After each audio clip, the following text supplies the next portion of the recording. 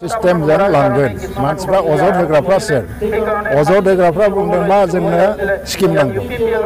Arus sebab bungdeng jeng lagau,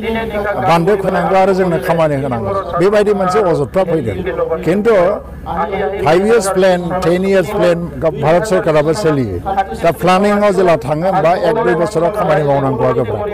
Kintu da start jasigen. Abe planning jeng kargasin dong serba ozon degrafra, beko pattabu monnai nonga, kintu raija rajaya beko गासिबो मोनथिजोबगोन जे बोरै खामानि मावगासिनो दङ मोनसे planning मोनसे सिस्टेमजों डेभेलपमेन्टखौ लांनो हायाबा सोरबा बुंनायावनो सोरबा बिबानो जों हरनांगौ बे मोनसे रिजनल डिसपेरिटी फैगोन जे दिनैहाय क'क्राझारा बोलोगोराखाय 17 बोसोराव क'क्राझाराव जानांगौ एफा एनै जाबाय बाखि बाक्सायावथ' जायाखैमोन आरो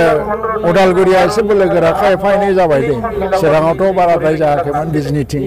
चिराङावबो काजलगावआव जाबाय बिजनिथिं बारा जायाखै तो बेफोर गासै डिसपेरिटीखौ फोजोबनांगौबा मोनसे प्लानिंजों लांनांगौ जिहेतु बे प्लानिंजों डेभेलपमेन्टखौ लांनो बे खामानिया दा स्टार्ट जागोन आरो 2025 सिमाव नुनो मोनगोन रायजो राजाफ्रा इउपिपिएलआ मोनसे सिस्टेमजों खामानि मावगासिनो लोगोसेयाथ' जोङो इउपिपिएलआ बिटिसि ओनसोलाव क'क्राझार सीट दा डिलिमिटेसन जागासिनो दं मोननै सीट मोननो थांगासिनो दङ थ' जोङो एलायन्सआव दं जिहेतु बे जोंनि ओनसोलावबो जों मोननांगोन जों बेखौथ' एलायन्सआवबो रायलायगोन आरो मोनसे थांखियावबो फैगोन आरो लकसभा इलेक्सनखौ एबार इउपिपिएल हान्जाखौ क'क्राझार सीटआव खमसे खम रावबो होबथानानै खालामा आरो बे डाटाफोर दङ आरो माखासे दफाफोर दंबावो मावनो गोनां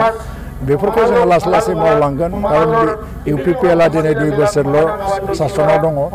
आरो 5 बोसोर सम 2025 सननि गेजेराव बर' गोरोबथानि गासै दफाफोरखौ मावफुंजोबनायनि मोनसे हान्जायाव मोनसे थांखि दं हिसाबै मावफुंजोबगोन आरो दिनैनि बे जथुम्माया बेखौनो देखायो आरो गाबोन चिफ मिनिस्टार फैगोन बावहाय आरो गुबुन गुबुन आलासिफोर फैगोन बावहाय जोङो 50निफ्राय 70,000 मानसि